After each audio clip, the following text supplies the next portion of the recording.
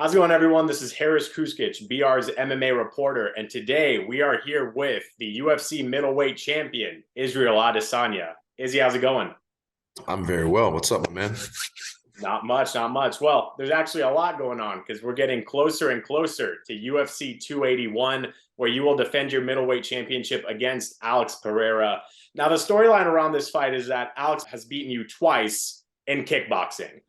I feel like hmm you're one of the more mentally strong fighters in the UFC. So, do you forget about those fights? Do you learn from them? How do you approach this fight from a mental aspect?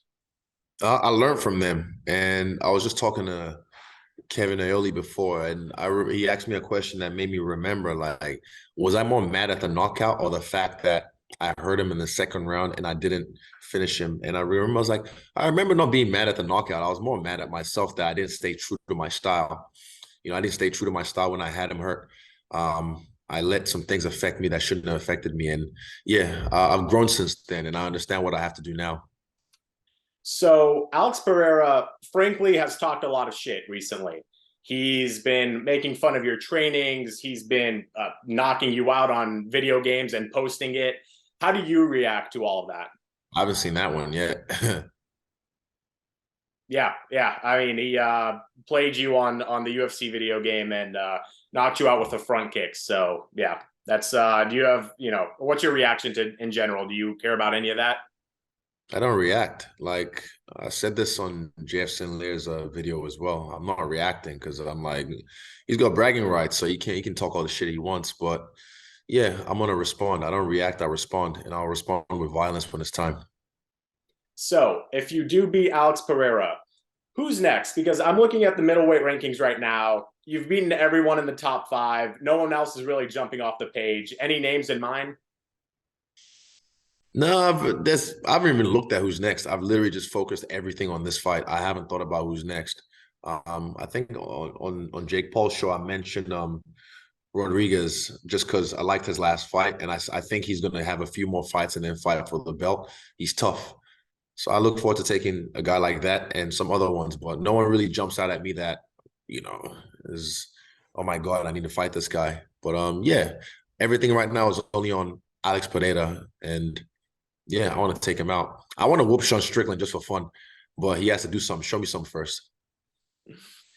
Uh, yeah, I feel like Sean Strickland has gotten a lot of shit recently, and I mean, it is what it is. You What did lose he a do? fight, you're gonna get a lot of shit. But yeah, Oh, really that. just getting knocked out by Pereira, how he did, and it is, but it I is what it warned him. is. I tried to tell him. I tried to tell the boy he was focused on the wrong man. But yeah, here we are. So you came out with the incredible Undertaker entrance before your last fight. You will now be headlining the most famous arena in the world, Madison Square Garden. Are you going to put on another show getting into that cage? Can we expect another big entrance?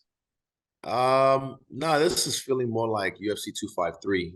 It's Fight Island. I walked out there and I just go work done. This is feeling more like that, but I will make it a horror movie. I'll leave it at that. I have a question about the Undertaker entrance because it always fascinates me whenever these elaborate entrances come around. How much Mhm. time did you spend talking to the UFC production team? Like, were you sitting in meetings with them to set that up? Like, They were no? they were honestly so accommodating and welcoming. They I think they loved it. They loved the fact that someone finally wants to use them to their full capacity. Because I went there, I think early morning fight day, and I was there. They were telling me about these lights and that, and I was like, yeah, we can do this, we can do that, and then do this. The lights come up, purple lights, smoke, and they went above and beyond for me. So shout out to the guys in the UFC and the truck and the production team because they really went above and beyond for me. And the fact that Vince, Triple H, and Stephanie were in the house that night, that I didn't even plan that. That was just beautiful. That was just a nice little trinket. But yeah, I'm not. This one is business. This is business, big boy business. I want to throw a name out there for you.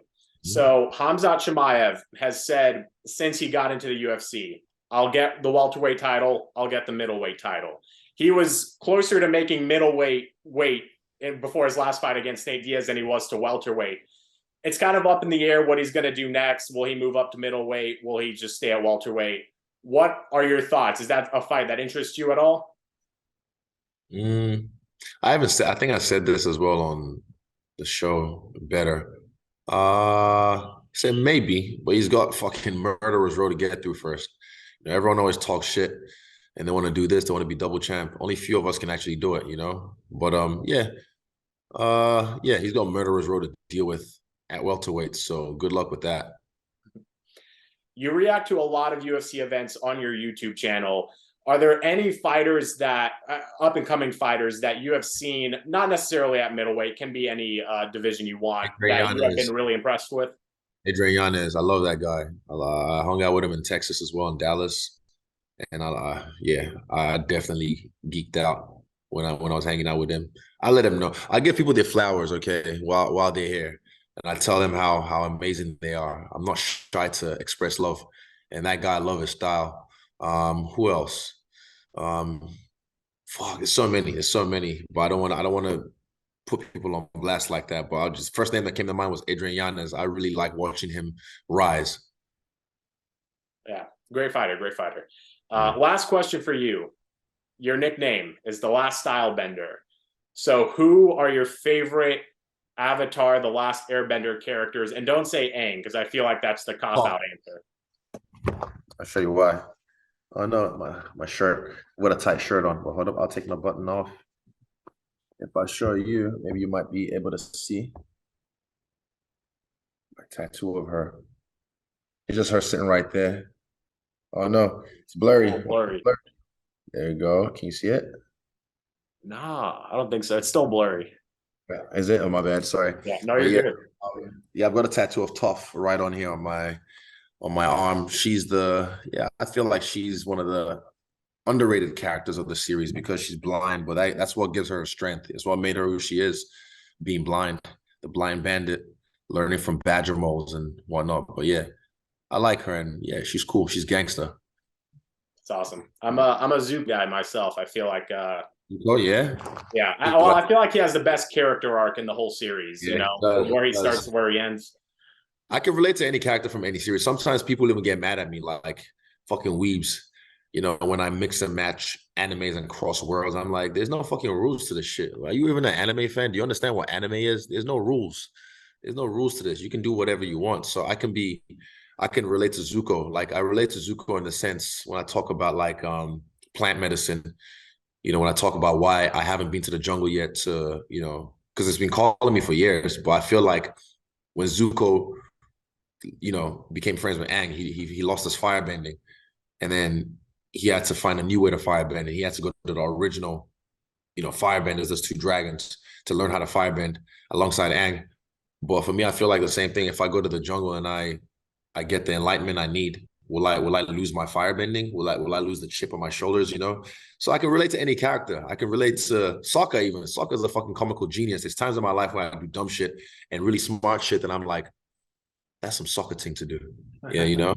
You learn, but it's just you mix and match, and you just tap into different characters from different worlds, and you draw inspiration from them. That's what I do anyway.